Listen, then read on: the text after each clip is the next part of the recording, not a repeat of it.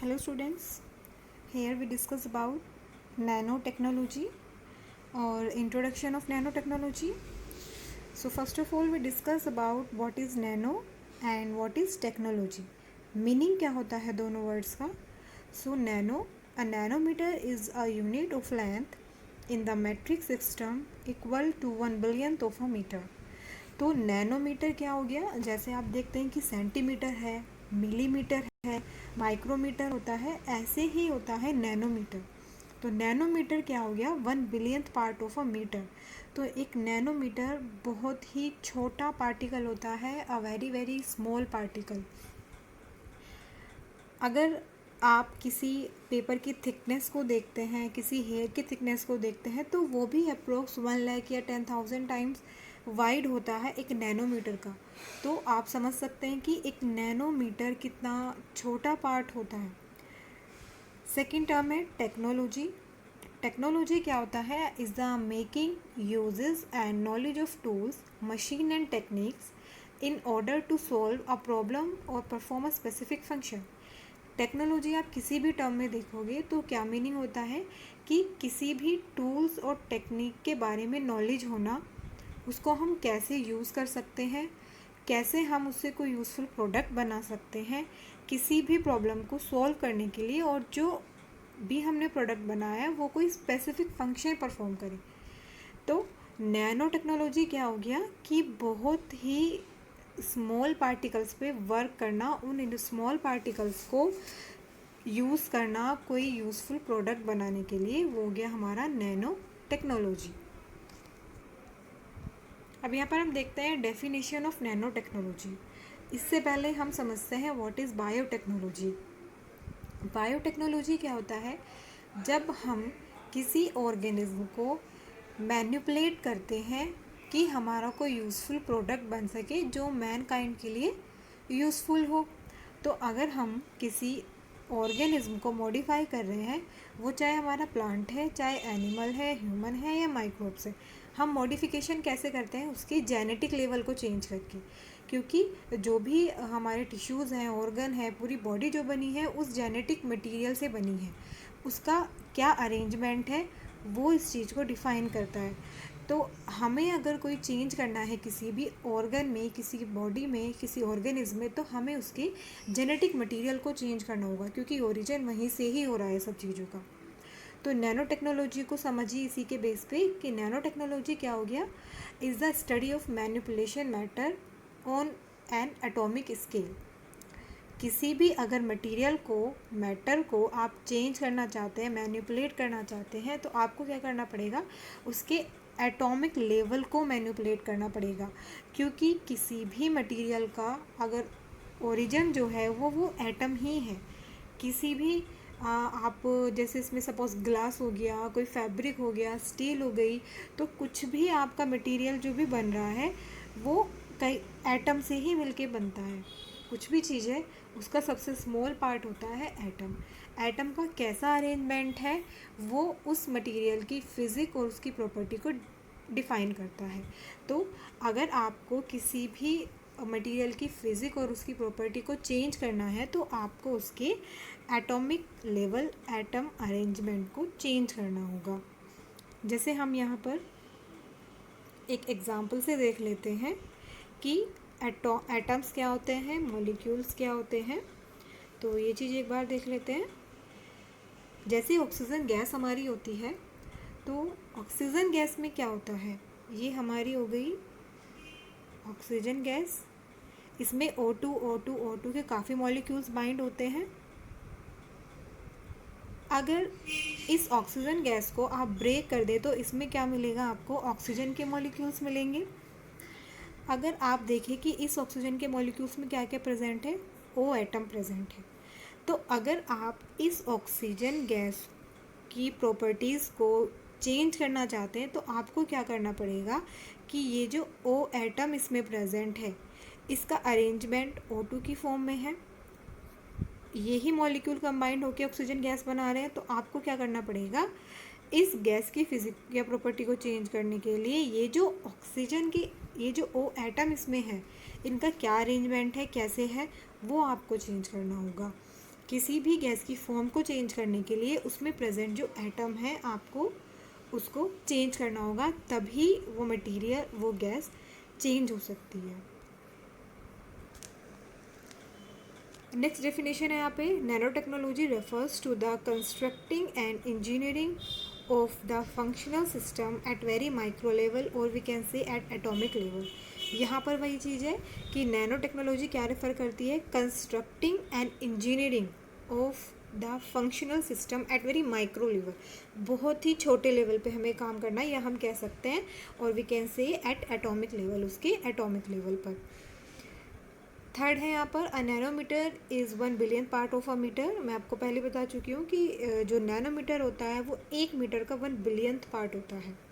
रफली the width of 3 or 4 atoms, the average human hair is about 25,000 nanometre wide.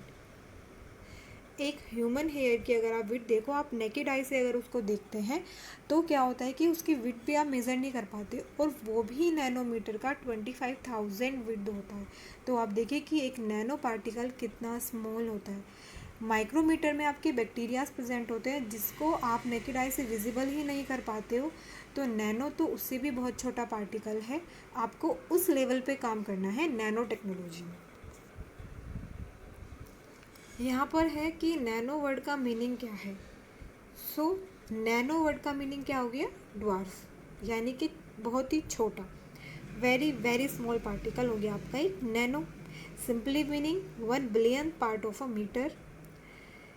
Third है इसमें कि इसका जो आइडिया था कि ऐसा भी कुछ हो सकता है कि हम कोई बड़ा ऑब्जेक्ट है उसको स्मॉल स्मॉल पीसेस में कन्वर्ट करके, एक जो बड़ा ऑब्जेक्ट होता है वो आपका स्पेस ज़्यादा लेता है, और एक जो छोटा ऑब्जेक्ट होता है वो अगर आप उसको बिल्कुल ब्रेक करके छोटा छोटा बना के रख दें तो वो स्पेस कम लेता है। तो इस तरह का आइडिया जो था वो रिचर्ड फेमन ने बताया था कि ऐसा भी कुछ हो सकता है कि हम नैनो लेवल पे किसी भी मटेरियल पे हम काम कर सकते हैं। तो ये आइडिया दिया था रिचर्ड फेमन ने। नेक्स्ट यहाँ पे लिखा हुआ है वही सेम है कि आपकी जो पेज की थिकनेस होती है और एक ह्यूमन हेयर की थिकनेस वो अप्रोक्स कितनी होती है नैनोमीटर की। अब यहाँ पर है वाई नैनो, आप नैनो साइज़ क्यों यूज़ करना चाहते हैं। नैनो साइज़ में या नैनो डिवाइसेस में ऐसा क्या है कि आप नैनो लेवल पे वर्क करना चाहते हो, इतने स्मॉल पार्टिकल पे जो आपको विजिबल भी नहीं है, जिसको देखने के लिए आपको अलग अलग इंस्ट्रूमेंट बनाने पड़ेंगे, तो आप उसको क्यों लेना चाहते हो। तो जैसे यहाँ पे nano devices are small enough to enter in a cell, तो जो नैनो पार्टिकल होते हैं वो ईजिली पेनिट्रेट कर जाते हैं किसी भी सेल के अंदर, क्योंकि एक जो सेल का एवरेज साइज़ होता है वो 10,000 to 20,000 नैनोमीटर होता है डायमीटर में, और एक नैनोमीटर कितना छोटा है। तो अगर आप उस एक नैनोमीटर के पार्टिकल पे कोई ड्रग कोट करके अगर आप डाल रहे हो तो वो क्या करती है, वो सिर्फ उसी सेल को किल करती है जिस सेल को किल करने के लिए आपने वो ड्रग दी है, ना कि वो आसपास वाली नॉर्मल सेल को भी किल करे या उसको डैमेज कर दे। थर्ड है यहाँ पर कि nano scale devices can easily enter cell and organelles to interact with DNA and proteins, वो ईजिली इंटरेक्ट कर सकती है क्योंकि नैनो लेवल की है, तो न्यूक्लियर पोर के अंदर भी ईजिली एंटर कर सकती है। फोर्थ है, may also be able to enter and monitoring cell within a living body.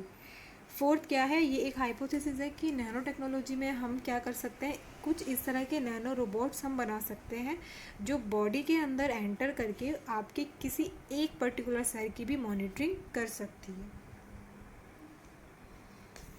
यहाँ पर है history of nano technology.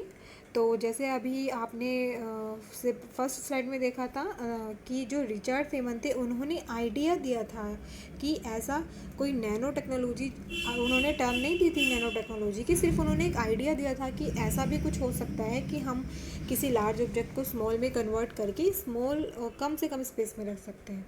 The first ever concept was presented in 1959 by the famous professor of physics Dr. Richard P. Feynman.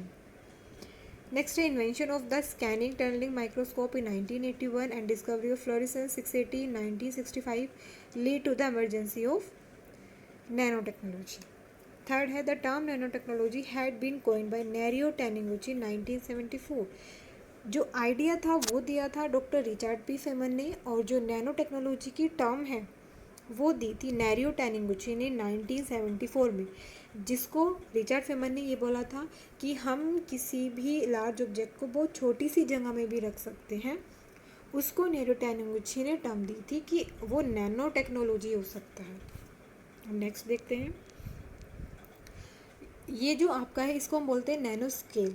The nano scale को समझने के लिए आप देखिए macro, micro और नैनो तीनों चीज़ें देख लीजिए। मैक्रो लेवल क्या हो गया और माइक्रो लेवल एंड आपका नैनो लेवल। जैसे एक एप्पल है तो ये 80 सेंटीमीटर है तो 80 मिलियन नैनोमीटर के बराबर है। एक आंट है 5 मिलीमीटर है तो ये 5 मिलियन नैनोमीटर के इक्वल होती है।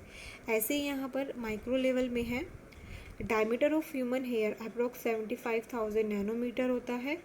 बैक्टीरिया है, इकोलाई है, 2000 नैनोमीटर के इक्वल होता है। एक बकी बोल है, डीएनए आपका 2 नैनोमीटर का होता है। Diameter of carbon nano tube ये भी नैनोमीटर की रेंज में होती है। तो ये सब हो गया नैनो स्केल, यानी कि आप किस स्केल पे वर्क कर सकते हो नैनो टेक्नोलॉजी में। आप 1 to 100 नैनोमीटर का जो मटेरियल, जो भी एटम होता है या आप मैटर कह लीजिए, उस स्केल पे आप वर्क करते हो नैनो टेक्नोलॉजी में, जिसको आप नैनो स्केल बोलते हैं। अब आता है यहाँ पे नैनो फैब्रिकेशन। नैनो फैब्रिकेशन क्या होता है, अगर आप किसी मटेरियल का प्रोडक्शन कर रहे हैं तो उसको आप क्या बोलते हैं, फैब्रिकेशन। और यहाँ पर आप स्मॉल लेवल पे कर रहे हैं, नैनो लेवल पे कर रहे हैं, तो इसलिए आपने उसको बोल दिया नैनो फैब्रिकेशन। यहाँ पर हम 2 अप्रोचेज़ यूज़ करते हैं उसमें, bottom up approaches, top down approaches. Bottom up approaches क्या होते हैं, जब भी कोई चीज़ इनिशियल से शुरू होती है, बिल्कुल नीचे से शुरू होती है और अपर लेवल तक जाती है। टॉप डाउन यानी कि ऊपर से जब कोई चीज़ नीचे की तरफ मूव करती है। तो बॉटम अप क्या हो गया, जब आपके पास प्लांट को अगर आप ग्रो करा रहे हो तो आपके पास एक सीड है, तो सीड क्या हो गया, बॉटम। और जब उस सीड से आपका पूरा प्लांट डेवलप हो गया तो वो हो गया अप अप्रोचेस। बॉटम यानी कि आपने सीड लिया और उस सीड से आपका पूरा प्लांट बनाया, तो नीचे से आप ऊपर की तरफ चले हैं तो बॉटम अप हो गया। टॉप डाउन क्या होता है कि अगर आपके पास कोई मटेरियल प्रेजेंट है, आप उसका पहले एटॉमिक लेवल चेक करें कि क्या अरेंजमेंट है, फिर उसको ब्रेक करके आप दोबारा से उसके एटम्स को रीअरेंज करें। तो यानी कि कोई बनी बनाई चीज़ आपके पास है, आप उसको ब्रेक करके दोबारा से कुछ बना रहे हो। तो टॉप डाउन मीन्स आपने कोई भी प्रोडक्ट ले लिया, वो पूरा बना हुआ प्रोडक्ट है और आपने क्या किया, उसको ब्रेक कर दिया एटॉमिक लेवल तक, तो यानी कि आप टॉप से डाउन की तरफ मूव कर रहे हैं। यहाँ पर बॉटम अप मेथड को लिखा हुआ है, in bottom up approaches different materials and devices are constructed from molecular component of their own, they chemically assemble themselves by recognising the molecules of their own breed. Example है यहाँ पर molecular self assemble are Watson Crick base pairing and nanolithography, यानी कि nanolithography एक technique होती है जिसपे आप नैनो स्केल मैटर को प्रोड्यूस करते हो। तो बॉटम अप क्या हो गया कि आपके पास छोटे से छोटा मटेरियल एटम प्रेजेंट है, जो भी आप स्ट्रक्चर बनाना चाहते हो आप उस तरह का स्ट्रक्चर बना सकते हो। आपके पास अगर आपको कोई बिल्डिंग बनानी है तो आपके पास ब्रिक प्रेजेंट है और आप उन ईंटों से आप पूरी बिल्डिंग को बना सकते हो। तो बॉटम अप टेक्निक्स हो गई। ऐसे ही टॉप डाउन को हम समझ सकते हैं कि आपके पास कोई बनी बनाई बिल्डिंग है, आप पहले उस बिल्डिंग को तोड़ रहे हो, उस बिल्डिंग से एक एक ईंट को आप निकाल रहे हो, फिर आप दोबारा से अपने अकॉर्डिंग जैसा आप चाहते हो उस तरह की आप बिल्डिंग बना रहे हो। तो ये हो गया आपका टॉप डाउन की कोई बनी हुई चीज़ है, आपने उसको तोड़ दिया और आप दोबारा से उसको अपने अकॉर्डिंग रीअरेंज कर रहे हो। बट टॉप डाउन मेथड जो होता है वो कम से कम यूज़ किया जाता है, क्योंकि अगर आपके पास, इसी एग्जांपल से देख लेते हैं, आपके पास एक प्लॉट है और आप बिल्डिंग अपने अकॉर्डिंग बना रहे हो तो टाइम जो कंज्यूम हो रहा है आपका कम से कम होगा और आपकी मनी भी कम वेस्ट होगी। अगर आप बनी बनाई बिल्डिंग को तोड़ रहे हो और उसके बाद उसको रीअरेंज कर रहे हो तो वहाँ टाइम भी कंज्यूम होता है और मनी भी वेस्ट होती है। तो आपका टॉप डाउन मेथड कम यूज़ होता है as compare to bottom up approaches. ये हमारी analytical tools in nano technology. कुछ एनालिटिकल टूल है, क्योंकि जैसे माइक्रोब्स होते हैं आप उसको नेकेड आई से विजिबल नहीं कर सकते हो, उसको देखने के लिए आपको किसी माइक्रोस्कोप की ज़रूरत होती है। तो ऐसे ही नैनो बहुत छोटे पार्टिकल होते हैं, उनको देखने के लिए भी आपको अलग से एनालिटिकल टूल्स को यूज़ करना पड़ेगा, जो यहाँ पर लिखी हुई है। First atomic force microscopy, electron microscopy, scanning tunnelling microscopy, magnetic resonance imaging और जेटा जाइजर। तो ये कुछ एनालिटिकल टूल है जिनसे हम अपने नैनो पार्टिकल्स को देखते हैं और उनको अपने अकॉर्डिंग से रीअरेंज करते हैं।